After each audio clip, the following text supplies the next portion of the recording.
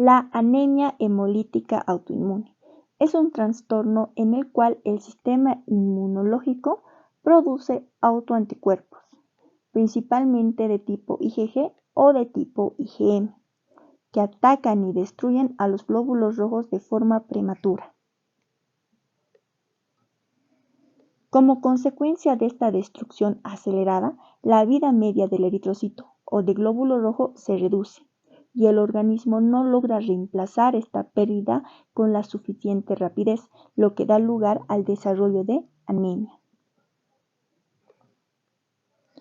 Cuando hablamos de la epidemiología, decimos que la anemia hemolítica autoinmune es una enfermedad poco frecuente. Su incidencia anual se estima que es entre 1 a 3 casos por cada 100.000 habitantes. Afecta frecuentemente a adultos, especialmente a mujeres. Sin embargo, puede afectar o puede presentarse a cualquier edad. En niños suele relacionarse con infecciones virales y suele ser de curso agudo y autolimitado. En adultos, cerca del 50% de los casos se asocia a enfermedades subyacentes, entre las que destacan, por ejemplo, las enfermedades linfoproliferativas, como la leucemia linfoide crónica o los linfomas. O también se pueden asociar a enfermedades autoinmunes como el lupus eritematoso sistémico. O la anemia se puede dar secundaria al uso de fármacos. En cuanto al tipo, la forma más frecuente de anemia hemolítica autoinmune es por anticuerpos calientes, que representa del 80 al 90% de los casos. Por otro lado, la anemia mediada por anticuerpos fríos constituye del 10 al 20%. En este cuadro podemos observar la clasificación y la etiología de las anemias hemolíticas autoinmunes. Este tipo de anemia se clasifica en 4 grupos principales. El primer grupo y el más importante es la anemia hemolítica autoinmune por anticuerpos calientes. Es la más frecuente, con un 80 al 90% de todos los casos de anemia hemolítica autoinmune. El segundo grupo, la anemia hemolítica autoinmune por anticuerpos fríos. El tercer grupo, la anemia hemolítica autoinmune inducida por fármacos. Y el último grupo, la anemia hemolítica autoinmune mixta. Cuando hablamos del primer grupo, de la anemia hemolítica autoinmune por anticuerpos calientes, decimos que los anticuerpos que predominan en esta enfermedad son de tipo IgG, con un 90% de los casos. También podemos encontrar anticuerpos tipo IgA o IgM en un 10% de los casos. Este tipo de anticuerpos se activan a una temperatura de 37 grados centígrados y el mecanismo de hemólisis es extravascular. Sobre todo se van a centrar en los macrófagos del órgano del vaso. Cuando hablamos de la etiología y las causas asociadas, estas son idiopáticas o primarias. Se pueden asociar a enfermedades autoinmunes como el lupus eritematoso sistémico o la artritis reumatoide. También se pueden asociar a enfermedades linfoproliferativas como las leucemias linfáticas crónicas, los linfomas o los mielomas. Cuando hablamos del segundo grupo de anemias hemolíticas autoinmunes inducidos por anticuerpos fríos, estas se van a subclasificar en 3 tipos. La primera, la anemia hemolítica autoinmune por anticuerpos fríos propiamente dicho. La segunda, la enfermedad por crioaglutininas. Y la tercera, la hemoglobinuria paroxística a frío. Cuando hablamos de la anemia hemolítica autoinmune por anticuerpos fríos propiamente dichos, los anticuerpos que van a predominar son de tipo IgM. Estas se van a activar a una temperatura de 4 a 30 grados centígrados, por eso se denominan anticuerpos fríos. El mecanismo de hemólisis es a través de la activación del sistema del complemento, y esta va a ocasionar una hemólisis intravascular o extravascular. Si hablamos de la etiología o las causas asociadas, estas son idiopáticas o primarias. Pueden ser secundaria a infecciones, por ejemplo, la infección por Mycoplasma pneumoniae, la infección por el virus de Epstein-Barr, por el citomegalovirus, por el virus del VIH o el SARS-CoV-2. O puede estar asociada también a linfomas. Cuando hablamos de frecuencia es aproximadamente del 10 al 20%. La enfermedad por crioaglutininas. El anticuerpo que va a predominar en esta enfermedad es de tipo IgM. La temperatura de activación de esta IgM es de 4 a 30 grados centígrados. Y el mecanismo de hemólisis es a través de la activación del sistema del complemento. Esta hemólisis puede ser intravascular o extravascular. Sin embargo, cabe recalcar que en este tipo de anemia hemolítica, la enfermedad por crioaglutininas, el mecanismo de hemólisis que va a predominar es extravascular. En cuanto a la etiología o las causas asociadas, estas pueden ser idiopáticas o secundarias a linfomas o infecciones. Y cuando hablamos de la frecuencia, esta está aproximadamente entre el 10 al 20%. Cuando hablamos de la hemoglobinuria paroxística a frío, el anticuerpo que va a predominar es de tipo IgG bifásico. Este anticuerpo IgG bifásico también se denomina anticuerpo de Donat-Landsteiner. La temperatura de acción varía, puede ser en el frío o en el calor. Y el mecanismo de hemólisis pues es generalmente intravascular. Esta se asocia sobre todo a una hemólisis post-infección y la frecuencia es rara, ¿no? Entonces, esta hemoglobinuria paroxística frío es muy raro encontrarlo en la población en realidad. El tercer grupo, la anemia hemolítica autoinmune inducida por fármacos. Los anticuerpos que van a predominar son de tipo IgG o IgM. La temperatura de activación es variable, el mecanismo de hemólisis es extravascular o intravascular y la etiología es secundaria al consumo de medicamentos como la penicilina, la cefalosporina, la metildopa, la rifampicina y la frecuencia varía. Y el cuarto grupo, que es la anemia hemolítica autoinmune mixta. Los anticuerpos que van a predominar son de tipo IgG o IgM. La temperatura de acción es variable de sus anticuerpos. El mecanismo de hemólisis es combinada, puede ser extravascular, intravascular. La etiología o causas asociadas son idiopáticas o están asociadas a enfermedades autoinmunes. Es poco frecuente ver este tipo de anemia hemolítica, es raro.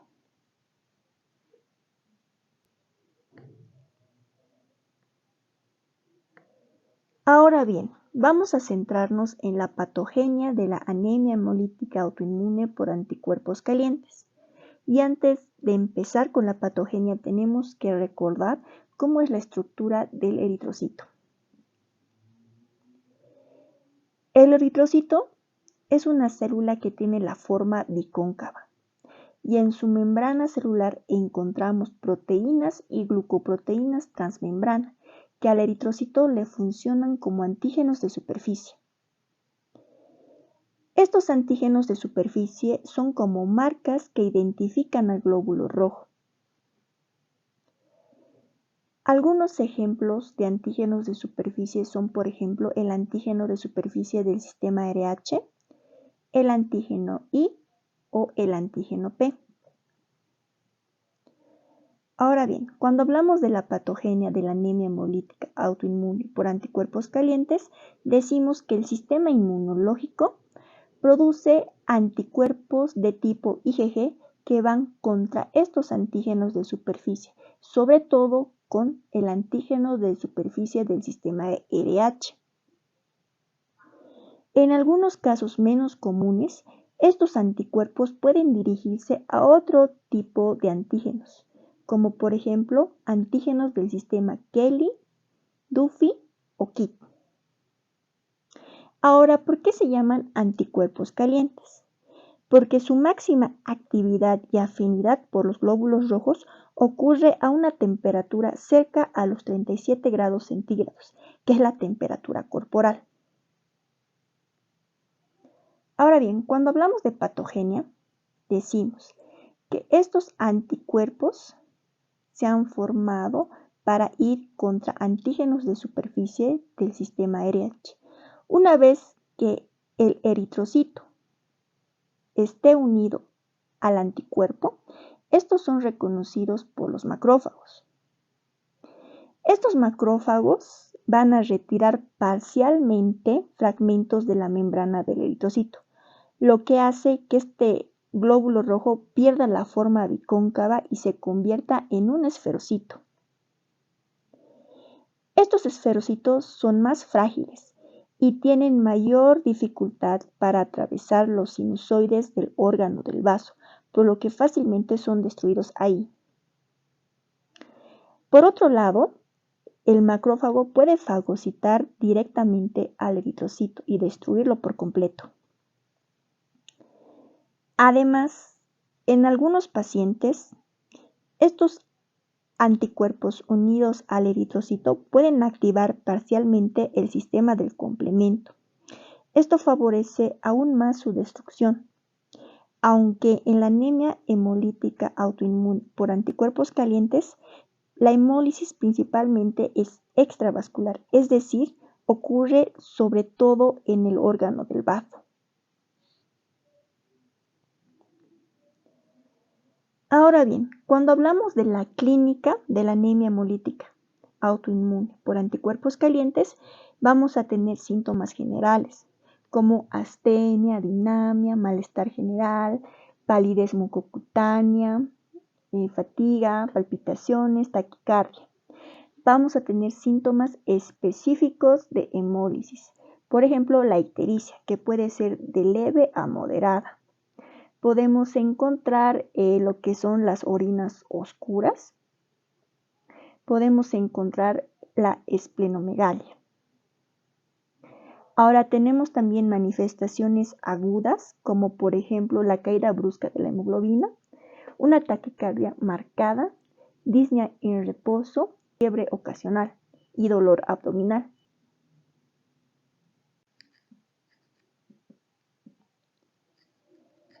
Entre los exámenes complementarios para el diagnóstico de una anemia hemolítica autoinmune por anticuerpos calientes, tenemos al hemograma. En el hemograma vamos a observar en la serie roja disminución de la hemoglobina y el hematocrito. La hemoglobina en el sexo masculino va a ser menor a 13 gramos decilitro y en el sexo femenino menor a 12 gramos decilitro. El hematocrito en el sexo masculino va a ser menor al 43% y en el sexo femenino menor al 35%. La serie blanca y la serie plaquetaria van a ser normales.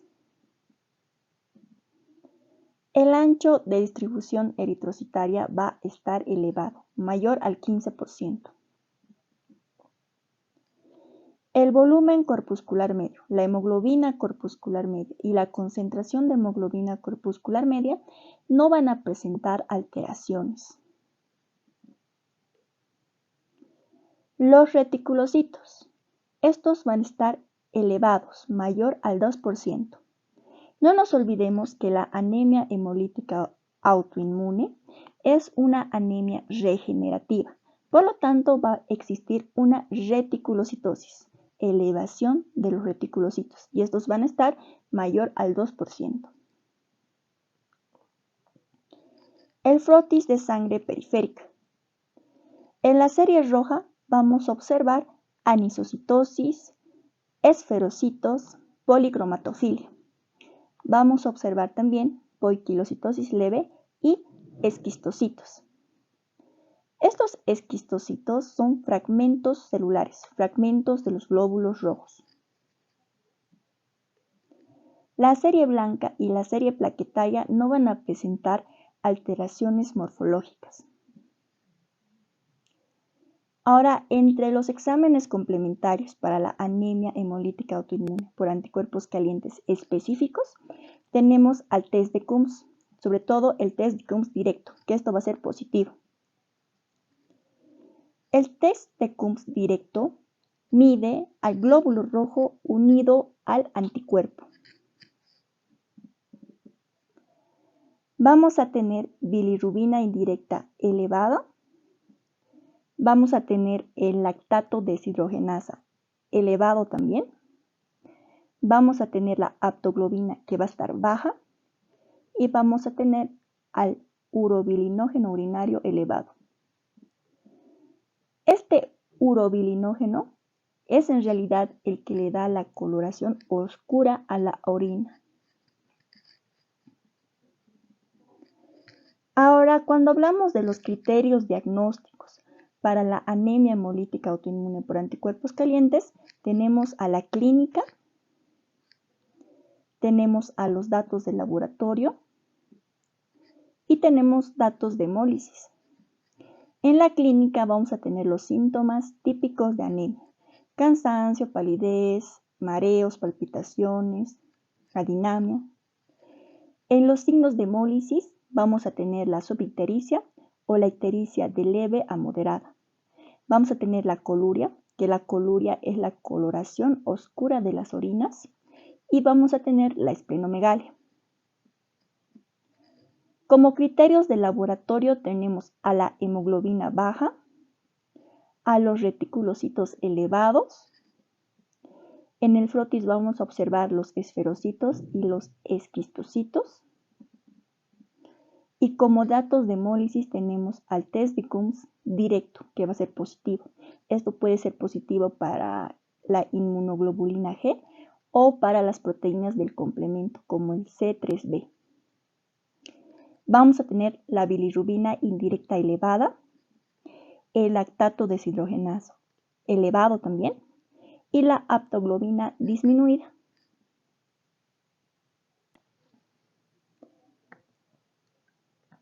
Las complicaciones. Estas complicaciones se observan cuando existe una hemólisis severa. Y entre las complicaciones podemos mencionar al shock hipovolémico. Esto en la crisis hemolítica intensa. Tenemos la insuficiencia cardíaca de alto gasto, esto secundario a la anemia grave. Tenemos a la angina o infarto, que se observa en pacientes con cardiopatía previa. Tenemos al síncope, los mareos, la descompensación neurológica, que se observa más que todo por la hipoxia tisular. Y tenemos el colapso circulatorio en casos agudos. Entre las complicaciones metabólicas podemos mencionar a la hiperbilirrubinemia marcada por la ictericia intensa, a la colelitiasis pigmentaria, esto más que todo en pacientes que tienen una hemólisis crónica, la colecistitis aguda por litiasis, la hiperuricemia y gota, esto más que todo por el recambio celular.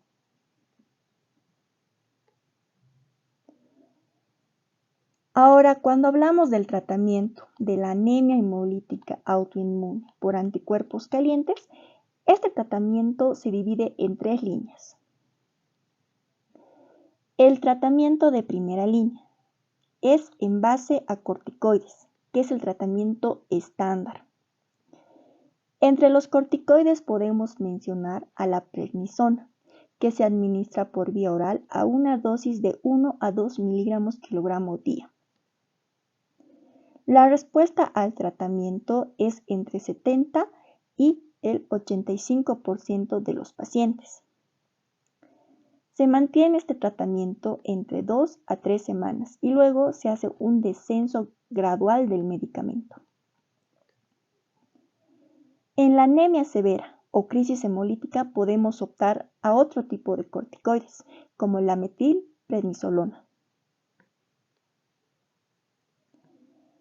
Como tratamientos de segunda línea tenemos al rituximab, que es el tratamiento más eficaz de la segunda línea, con una tasa de remisión alta, en un 70 al 80%.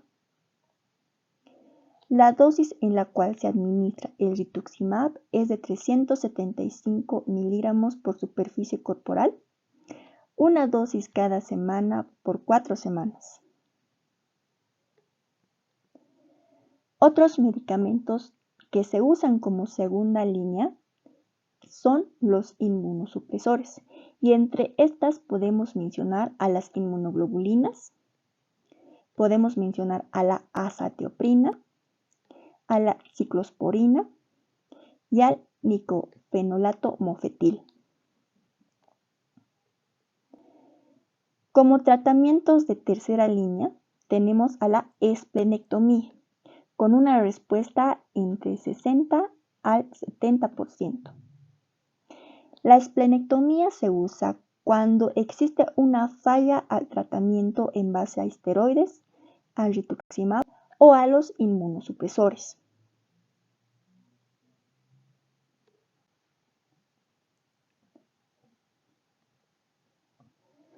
Ahora nos vamos a enfocar en el segundo grupo de las anemias hemolíticas autoinmunes, que son la anemia hemolítica autoinmune por anticuerpos fríos.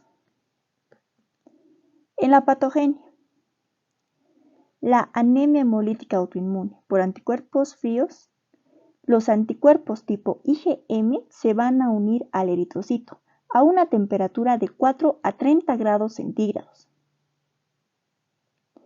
Esta unión ocurre sobre antígenos de superficie que se encuentran en la membrana del eritrocito. La unión del anticuerpo tipo IgM al eritrocito va a provocar la activación del sistema del complemento a través de la activación de la C1, de la C4, de la C2 y de la C3. La C3 convertasa va a dividir la C3 y va a depositar la C3b sobre la membrana del eritrocito. Por otra parte, la unión de la IgM al eritrocito es débil, por lo que se desprende. El eritrocito queda cubierto con la C3b y a partir de aquí pueden ocurrir dos mecanismos. El primer mecanismo es la hemólisis intravascular y el segundo mecanismo es la hemólisis extravascular. ¿Cómo es que ocurre la hemólisis intravascular? Si la activación del sistema del complemento progresa de la C3b a la C5b, a la C6, a la C7, a la C8 y a la C9, hasta formar el complejo de ataque de membrana, el eritrocito se lisa dentro del vaso y ocurre una hemólisis intravascular. Este mecanismo es menos frecuente, pero puede ocurrir en crisis hemolítica.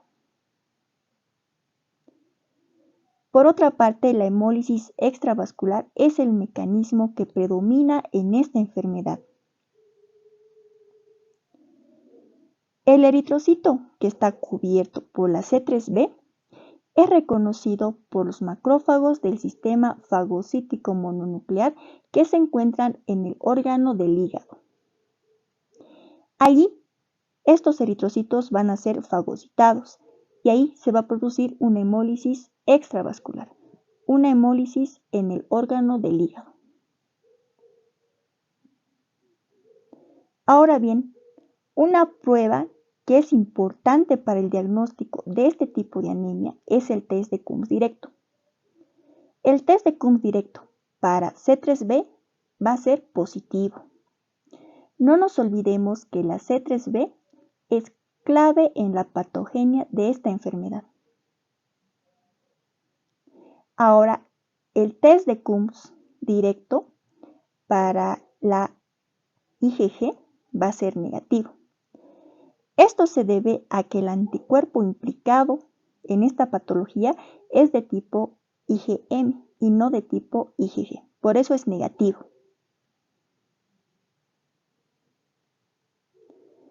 Ahora bien, cuando hablamos de las variedades de anemia hemolítica por anticuerpos fríos, tenemos tres.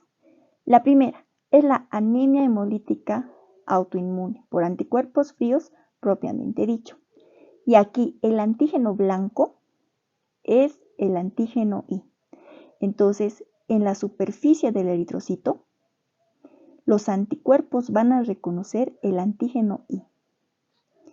El curso de esta enfermedad es crónico y en la clínica vamos a encontrar la acrocianosis dolorosa, que se va a centrar en los dedos y en la oreja. Va a haber una coloración azulada en el frío. La anemia es crónica. Va a haber también una ictericia leve. ¿Y el tratamiento? El tratamiento es evitar el frío. El tratamiento médico de primera línea es el rituximab. También se puede usar la bendamustina. Y los corticoides son de poca utilidad. El segundo grupo es la enfermedad por crioglutininas. Y aquí el antígeno blanco es también el antígeno I. El curso es agudo y autolimitado.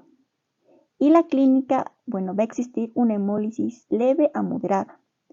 Va a haber una acrocianosis durante el episodio infeccioso. No nos olvidemos que este tipo de enfermedad se va a dar sobre todo en infecciones o posterior a infecciones. El tratamiento es evitar el frío y tratar la infección. Por último, tenemos la hemoglobinuria paroxística a frío y el antígeno blanco es el antígeno P. El tipo de anticuerpo que forma parte en esta patología es la IgG bifásico o también se llama anticuerpo de Donat-Landsteiner. ¿Y por qué se llama IgG bifásico? Porque la hemólisis va a ocurrir en dos tiempos. Para empezar, cuando hay una temperatura generalmente menos a 20 grados centígrados, es que la IgG se va a unir al eritrocito.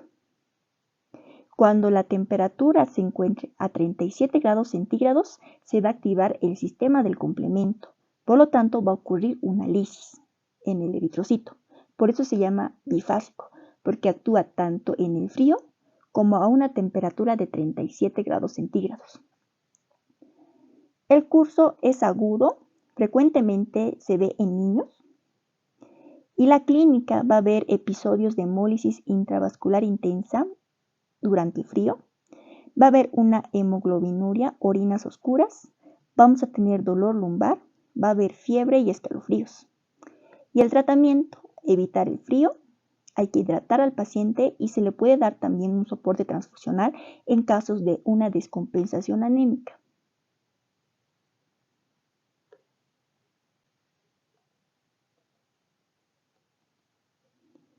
Como tercer grupo de las anemias hemolíticas autoinmunes, tenemos a la anemia hemolítica autoinmune inducida por fármacos. En esta patología, los fármacos pueden causar hemólisis a través de tres mecanismos. En estos mecanismos hay que tener en cuenta que van a participar los anticuerpos, el fármaco y las proteínas séricas. El primer mecanismo del cual vamos a hablar es el mecanismo de la alfa-metildopa o autoinmune verdadero. En este mecanismo, cuando el fármaco ingresa al organismo, altera lo que es el sistema inmunológico, altera la tolerancia inmunológica y lo hace a través de, por ejemplo, modificar la expresión de antígenos de superficie del eritrocito, sobre todo del sistema RH. Por otra parte, interfiere también en la regulación del linfocito T. Como resultado, el sistema inmunológico empieza a producir anticuerpos tipo IgG. Estos anticuerpos se comportan como el de las anemias hemolíticas autoinmunes por anticuerpos calientes.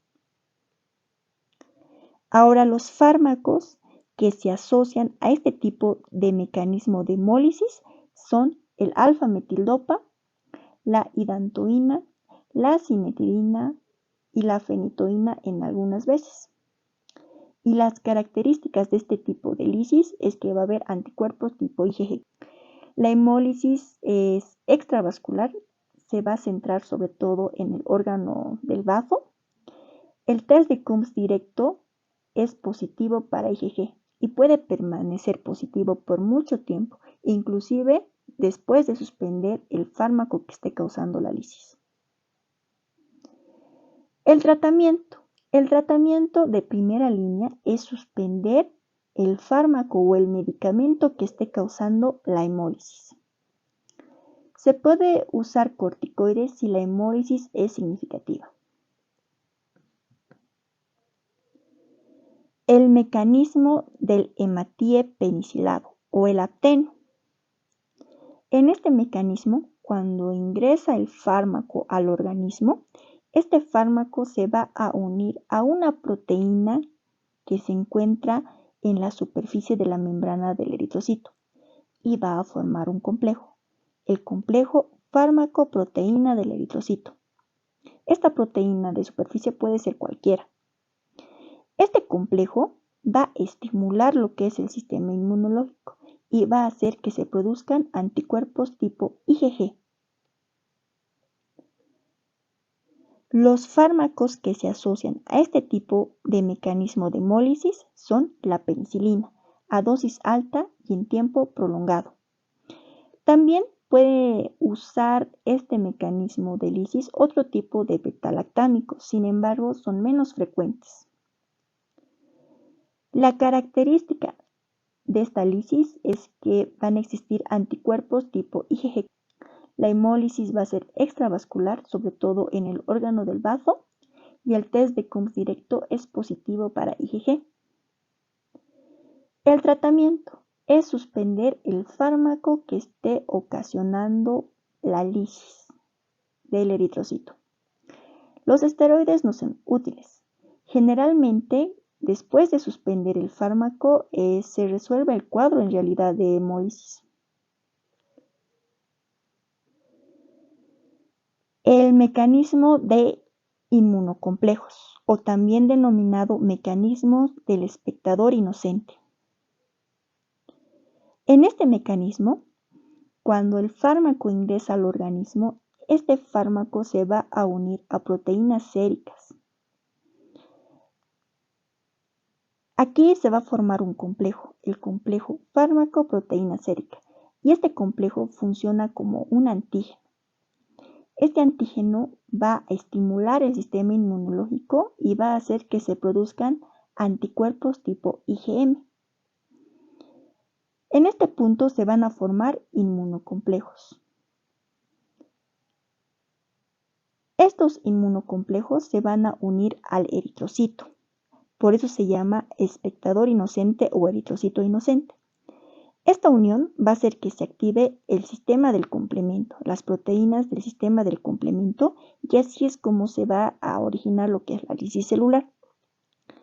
Ahora, los fármacos que se asocian a este tipo de mecanismo de hemólisis son la quinidina, las sulfas, las cefalosporinas y la rifampicina.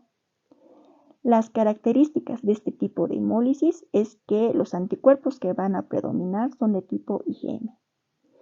Aquí se va a activar lo que es el sistema del complemento. Puede haber una hemólisis mixta y el test de Coombs es positivo para C3b. El tratamiento, para empezar, es suspender el fármaco que esté ocasionando la lisis celular. Hay que hidratar al paciente y generalmente los esteroides no son útiles en este tipo de hemólisis. Si se dan cuenta, este mecanismo de inmunocomplejos se asemeja en realidad a lo que son las anemias hemolíticas autoinmunes por anticuerpos fríos. En los anticuerpos fríos también hay IgM, también se activa el sistema del complemento. El test de Coombs es positivo para la C3b, ¿no ve? Eso. Y por último, la anemia hemolítica autoinmune mixta. Esto ocurre cuando el paciente presenta dos tipos de anticuerpos al mismo tiempo. Por una parte va a presentar la IgG caliente, que actúa a temperatura corporal y produce hemólisis principalmente en el órgano del bazo. Por otra parte va a producir IgM frío, que se activan en el frío y desencadenan la activación del sistema del complemento. Por este motivo, la destrucción de los glóbulos rojos puede ser extravascular o intravascular. Clínicamente se presenta con palidez, fatiga, ictericia, orinas oscuras, esplenomegalia, y en la exposición al frío puede asociarse a acrocianosis en manos y pies. El test de Coombs directo suele ser positivo para IgG y para la proteína del complemento C3b. Es lo que orienta el diagnóstico en realidad. Esta patología puede asociarse a enfermedades como autoinmunes, a infecciones, a procesos linfoproliferativos. Y el tratamiento incluye evitar el frío, el uso de corticoides en primera línea y en caso de resistencia se puede emplear inmunosupresores según la evolución del paciente. Ahora, cuando el organismo produce anticuerpos contra sus propios glóbulos rojos, ¿quién es realmente el enemigo? ¿La enfermedad o la respuesta inmune? La respuesta a esta pregunta es que en la anemia hemolítica autoinmune, el verdadero problema no es el eritrocito, sino la respuesta inmune desregulada. El sistema inmunológico deja de reconocer al glóbulo rojo como propio y produce anticuerpos contra él. En otras palabras, el enemigo no es el eritrocito, sino la pérdida de la tolerancia inmunológica. Los anticuerpos, principalmente la IgG y la IgM, según el tipo, se unen al eritrocito, activan el complemento o favorecen su destrucción por macrófagos, lo que finalmente produce hemólisis. Por eso muchos tratamientos no buscan proteger al eritrocito, sino modular o frenar la respuesta inmune, como por ejemplo los corticoides, los inmunosupresores, el rituximab y en algunos casos hasta la esplenectomía.